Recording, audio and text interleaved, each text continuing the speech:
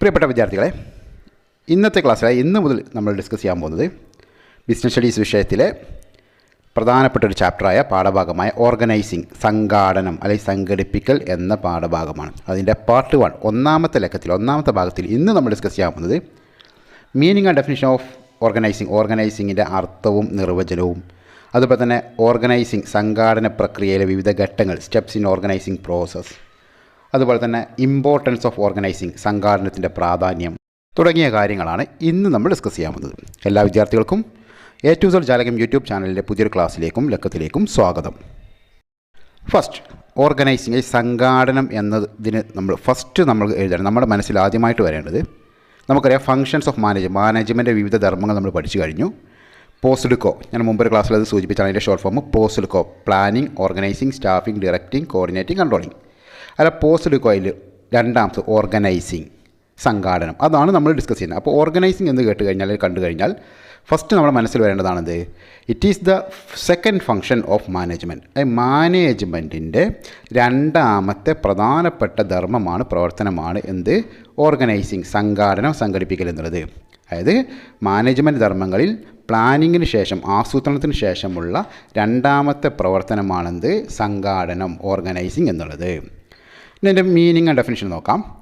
അതായത് നിർദ്ദിഷ്ട ലക്ഷ്യങ്ങൾ നേടിയെടുക്കുന്നതിന് ചെയ്യേണ്ട ജോലികൾ വേർതിരിച്ചെടുത്ത് ഗ്രൂപ്പ് തിരിക്കുകയും അധികാരവും ഉത്തരവാദിത്വവും വ്യക്തമായി നിർണയിച്ച് കീഴ്ത്തലങ്ങളിലേക്ക് പകർന്നു നൽകുകയും ലക്ഷ്യപ്രാപ്തിക്കായി ഫലപ്രദമാവണ്ണം എഫക്റ്റീവായിട്ട് ഒബ്ജക്റ്റീവ്സ് അച്ചീവ് ചെയ്യാൻ വേണ്ടിയിട്ട് എഫക്റ്റീവായ രീതിയിൽ ഫലപ്രദമാവണ്ണം കൂട്ടമായി പ്രവർത്തിക്കാൻ ആളുകളെ സഹായിക്കും വിധത്തിൽ അവർക്കിടയിൽ ഒരു റിലേഷൻഷിപ്പ്, അതോറിറ്റി റെസ്പോൺസിബിലിറ്റി റിലേഷൻഷിപ്പ്, അധികാര ഉത്തരവാദിത്ത ബന്ധങ്ങൾ സ്ഥാപിക്കുകയും ചെയ്യുന്നൊരു പ്രക്രിയയാണ് സംഘാടനം അല്ലെങ്കിൽ ഓർഗനൈസിങ്.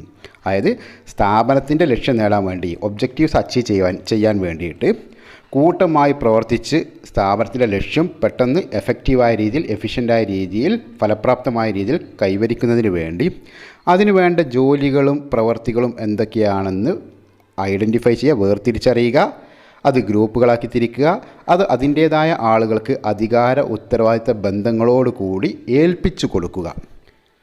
ഇതിനെ മൊത്തത്തിൽ പറയുന്ന പേരാണെന്ത്? സംഘാടനം അല്ലെങ്കിൽ സംഘടിപ്പിക്കൽ, അതായത് ഓർഗനൈസിങ് എന്നാണ് ലൂയിസ് എ അലൻ എന്ന മാനേജ്മെൻറ്റ് തിങ്കർ ഇതിന് ഡെഫിനിഷൻ നൽകിയിട്ടുള്ളത്, നിർവചനം നൽകിയിട്ടുള്ളത്. ഒന്നുകൂടെ പറയാം.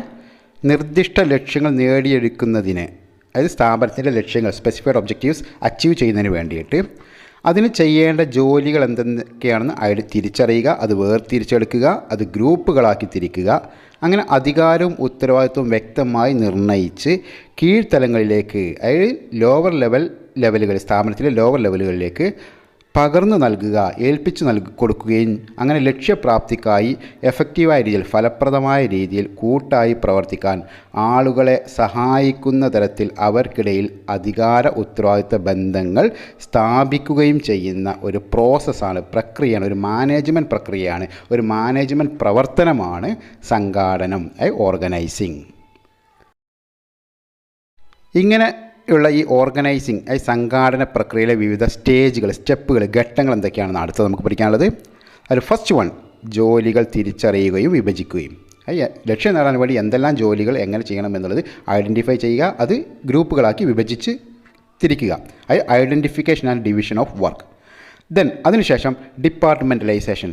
അങ്ങനെ ഓരോ ഗ്രൂപ്പിനെയും, ഒരേ സ്വഭാവത്തിലുള്ള വർക്കുകളെയും ഓരോ ഡിപ്പാർട്ട്മെൻറ്റുകളാക്കുക, ഓരോ ഗ്രൂപ്പുകളാക്കുക. അതാണ് ഡിപ്പാർട്ട്മെൻറ്റലൈസേഷൻ. അതെന്താണെന്നുള്ളത് അടുത്ത സെഷൻ നമ്മൾ പറയുന്നുണ്ട്. ദെൻ നെക്സ്റ്റ് സ്റ്റെപ്പ്, ചുമതലകൾ ഏൽപ്പിക്കൽ, അസൈൻമെൻറ്റ് ഓഫ് ഡ്യൂട്ടീസ്. അങ്ങനെ ഡിപ്പാർട്ട്മെൻറ്റുകളാക്കി, ജോലികൾക്ക് വേർതിരിച്ച് അത് ഡിപ്പാർട്ട്മെൻറ്റുകളാക്കി അതെന്ത് ചെയ്യുന്നു? അതിൻ്റേതായ ആളുകൾക്ക് ഏൽപ്പിച്ചു കൊടുക്കുക. അസൈൻമെൻറ്റ് ഓഫ് ഡ്യൂട്ടീസ്, ചുമതലകൾ ഏൽപ്പിക്കൽ. ആൻഡ് ലാസ്റ്റ് 1, ഫോർത്ത് 1, റിപ്പോർട്ടിംഗ് ബന്ധങ്ങൾ സ്ഥാപിക്കൽ. അതായത് അതിന് ഏൽപ്പിച്ചു കഴിഞ്ഞാൽ ആരോട് ഉത്തരവാദിത്തപ്പെട്ടിട്ടുള്ള മറുപടി പറയാൻ, റിപ്പോർട്ട് ചെയ്യണം എന്ന് കീഴ്ത്തലങ്ങളിലേക്കുള്ള അതോറിറ്റി റെസ്പോൺസിബിലിറ്റി റിലേഷൻഷിപ്പ്, അല്ലെങ്കിൽ റിപ്പോർട്ടിംഗ് റിലേഷൻഷിപ്പുകൾ എസ്റ്റാബ്ലിഷ് ചെയ്യുന്നു, സ്ഥാപിക്കുന്നു. ഇങ്ങനെ 4 സ്റ്റെപ്പുകൾ, 4 ഘട്ടങ്ങളാണ്, 4 പ്രക്രിയകളാണ് ഓർഗനൈസിങ്ങിൽ ഉള്ളത്. ഏതൊക്കെയാണ്? Identification and division of work, ജോലികൾ തിരിച്ചറിയലും വിഭജിക്കലും. ദെൻ ഡിപ്പാർട്ട്മെൻറ്റലൈസേഷൻ 3, ചുമതലകൾ ഏൽപ്പിക്കൽ. 4, റിപ്പോർട്ടിംഗ് ബന്ധങ്ങൾ സ്ഥാപിക്കൽ അല്ലെങ്കിൽ അധികാര ഉത്തരവാദിത്ത ബന്ധങ്ങൾ സ്ഥാപിക്കൽ. അപ്പോൾ അതുകൊണ്ട് തന്നെ നമ്മളിപ്പോൾ രണ്ടാമത്തെ സ്റ്റെപ്പ് എന്താണ്? ഡിപ്പാർട്ട്മെൻറ്റലൈസേഷൻ ആണ്. അതായത് വർക്കുകൾ ഐഡൻറ്റിഫൈ ചെയ്ത് ഗ്രൂപ്പാക്കി തിരിച്ചു കഴിഞ്ഞാൽ അടുത്തത് എന്താണ്? വിഭജിച്ച് കഴിഞ്ഞാൽ അടുത്ത ഡിപ്പാർട്ട്മെൻറ്റലൈസേഷനാണ് രണ്ടാമത്തെ സ്റ്റെപ്പ്, ഓർഗനൈസിങ് പ്രോസസ്സിൽ രണ്ടാമത്തെ പ്രക്രിയ. അപ്പോൾ ഈ ഡിപ്പാർട്ട്മെൻറ്റലൈസേഷൻ എന്ന് ഉദ്ദേശിക്കുന്നത് എന്താണെന്ന് വെച്ചാൽ അതാണ് പറയുന്നത്. ചിലപ്പോൾ പരീക്ഷയ്ക്ക് അത് മാത്രം ചോദിച്ചേക്കാം 2 മാർക്കിന്. അപ്പോൾ ഡിപ്പാർട്ട്മെൻറ്റലൈസേഷൻ എന്ന് പറഞ്ഞാൽ നമുക്ക് അത് ചോദിച്ചാൽ ഫസ്റ്റ് നമ്മൾ എന്താണ്? It is the second step in the organising process. ഈ സംഘാടന പ്രക്രിയയിലെ രണ്ടാമത്തെ ഘട്ടമാണ്, രണ്ടാമത്തെ സ്റ്റെപ്പാണെന്ത്? ഡിപ്പാർട്ട്മെൻറ്റലൈസേഷൻ എന്നുള്ളത്. ഇനി ഡിപ്പാർട്ട്മെൻറ്റലൈസേഷൻ എന്ന് പറഞ്ഞാൽ ഒരേ തരം പ്രവർത്തനങ്ങളെ അല്ലെങ്കിൽ പരസ്പരം ബന്ധപ്പെട്ട ജോലികളെ ഡിപ്പാർട്ട്മെൻറ്റുകൾ എന്ന പേരിൽ വലിയ യൂണിറ്റുകളാക്കി മാറ്റുന്ന പ്രക്രിയയാണ് ഡിപ്പാർട്ട്മെൻറ്റലൈസേഷൻ എന്ന് പറയുന്നത്. അതായത് ഒരേ സ്വഭാവത്തിലുള്ള ജോലികൾ, അതായത് പ്രൊഡക്ഷനുമായി ബന്ധപ്പെട്ടത് പ്രൊഡക്ഷൻ, പർച്ചേസുമായി ബന്ധപ്പെട്ട് പർച്ചേസ്, മാർക്കറ്റിങ്ങുമായി ബന്ധപ്പെട്ട പ്രവർത്തനങ്ങളൊക്കെ മാർക്കറ്റിംഗ്, അതുപോലെ തന്നെ ഫൈനാൻസുമായി ബന്ധപ്പെട്ടൊക്കെ ഫൈനാൻസ് ഡിപ്പാർട്ട്മെൻറ്റ്. അപ്പോൾ ഒരു സ്ഥാപനത്തിൽ ഒരേ സ്വഭാവമുള്ള സമാന സ്വഭാവമുള്ള പ്രവർത്തനങ്ങളെയൊക്കെ എന്ത് ചെയ്യുക? ഒരൊറ്റ ഗ്രൂപ്പാക്കി, പരസ്പരം ബന്ധപ്പെട്ട ജോലികളെയൊക്കെ ഒരൊറ്റ ഗ്രൂപ്പാക്കി ഡിപ്പാർട്ട്മെൻറ്റുകളാക്കി മാറ്റി തിരിക്കുന്ന ആ പ്രക്രിയക്ക് പറയുന്ന പേരാണെന്ത്? ഡിപ്പാർട്ട്മെൻറ്റലൈസേഷൻ. ഇതിന് അടുത്ത് നമുക്ക് പഠിക്കാനുള്ളത് സംഘാടനത്തിൻ്റെ പ്രാധാന്യം, ഇമ്പോർട്ടൻസ് ഓർ അഡ്വാൻറ്റേജസ്. ഓർഗനൈസിങ്ങിൻ്റെ നേട്ടങ്ങൾ, സംഘാടനത്തിൻ്റെ പ്രാധാന്യം, ആവശ്യകത അല്ലെങ്കിൽ നേട്ടങ്ങൾ എന്തൊക്കെയാണ് എന്നുള്ളതാണ്. അതിൽ ഫസ്റ്റ് വൺ, വൈദഗ്ധ്യവൽക്കരണത്തിൻ്റെ നേട്ടങ്ങൾ അല്ലെങ്കിൽ മെച്ചങ്ങൾ, ബെനിഫിറ്റ്സ് ഓഫ് സ്പെഷ്യലൈസേഷൻ. ഓർഗനൈസിങ് ഉണ്ടായിക്കഴിഞ്ഞാൽ ആ സ്ഥാപനത്തിൽ എന്താണ്? സ്പെഷ്യലൈസേഷൻ്റെ ഭാഗമായിട്ടുള്ള നേട്ടങ്ങൾ. ഒരു ജോലി റിപ്പീറ്റീറ്റീവായിട്ട് നമ്മൾ ഏൽപ്പിച്ച് കൊടുത്തു കഴിഞ്ഞാൽ ആ ജോലി തന്നെ അവർ കണ്ടിന്യൂസ് ആയിട്ട് റിപ്പീറ്റീറ്റീവായി ആവർത്തിച്ച് ചെയ്യുന്നത് കൊണ്ടെന്നാണ് സ്പീഡ് കൂടുന്നു, വേസ്റ്റേജ് കുറയുന്നു, സമയം ലാഭിക്കാൻ പറ്റുന്നു, പ്രോഫിറ്റ് കൂടുന്നു, പ്രൊഡക്ടിവിറ്റി കൂടുന്നു, പ്രൊഡക്റ്റ് കൂടുന്നു. അങ്ങനെ കുറേ നേട്ടങ്ങൾ നമുക്ക് ലഭ്യമാകുന്നുണ്ട്. അതാണ് ഒന്നാമത്തെ വൈദഗ്ധ്യവൽക്കരണത്തിൻ്റെ മെച്ചങ്ങൾ, benefits of specialisation. Then second one, പ്രവർത്തന ബന്ധങ്ങളിൽ വ്യക്തത, ക്ലാരിറ്റി ഇൻ വർക്കിംഗ് റിലേഷൻഷിപ്പ്. അതായത് നമ്മൾ ജോലികളൊക്കെ ഐഡൻറ്റിഫൈ ചെയ്ത് ഗ്രൂപ്പുകളാക്കി തിരിച്ച് ഡിപ്പാർട്ട്മെൻറ്റുകളാക്കി അത് ഓരോരുത്തർക്കും ഏൽപ്പിച്ച് കൊടുത്ത് അധികാര ഉത്തരവാദിത്ത ബന്ധങ്ങൾ സ്ഥാപിച്ചു കഴിഞ്ഞാൽ ഓരോരുത്തരുടെയും റെസ്പോൺസിബിലിറ്റി എന്താണ്, അതോറിറ്റി എന്താണെന്ന് നമുക്ക് വ്യക്തമായിട്ട് മനസ്സിലാക്കാൻ കഴിയും, വേർതിരിച്ചറിയാൻ സാധിക്കും. അതാണെന്ത്? പ്രവർത്തന ബന്ധങ്ങളിലുള്ള വ്യക്തത.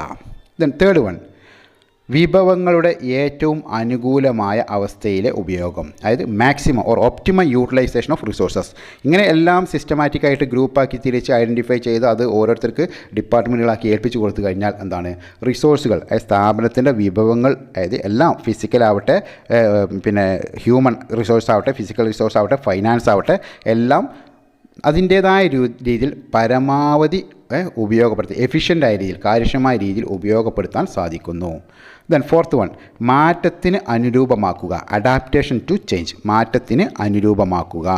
ദാറ്റ് മീൻസ് സാങ്കേതികവിദ്യ, വിപണി, ഉൽപ്പന്നങ്ങൾ തുടങ്ങിയ ബാഹ്യമായ എക്സ്റ്റേണൽ ഫാക്ടേഴ്സിൽ വരുന്ന മാറ്റങ്ങളോട് അഡ്ജസ്റ്റ് ചെയ്യാൻ, പൊരുത്തപ്പെടാൻ, ടെക്നോളജിയിലാവട്ടെ, മാർക്കറ്റിങ്ങിലാവട്ടെ, അതുപോലെ പ്രൊഡക്റ്റിൻ്റെ കാര്യങ്ങളിലാവട്ടെ, അതിലൊക്കെ വരുന്ന മാറ്റങ്ങളോട് അഡ്ജസ്റ്റ് ചെയ്യാൻ, പൊരുത്തപ്പെടാൻ ഫലപ്രദമായ ഒരു വഴി, ഒരു മാർഗം ഈ ഓർഗനൈസിങ് പ്രോസസ്സിലൂടെ സാധ്യമാകുന്നു എന്നർത്ഥം. ദെൻ ഫിഫ്ത്ത് വൺ, ഫലപ്രദമായ ഭരണം, എഫക്റ്റീവ് അഡ്മിനിസ്ട്രേഷൻ.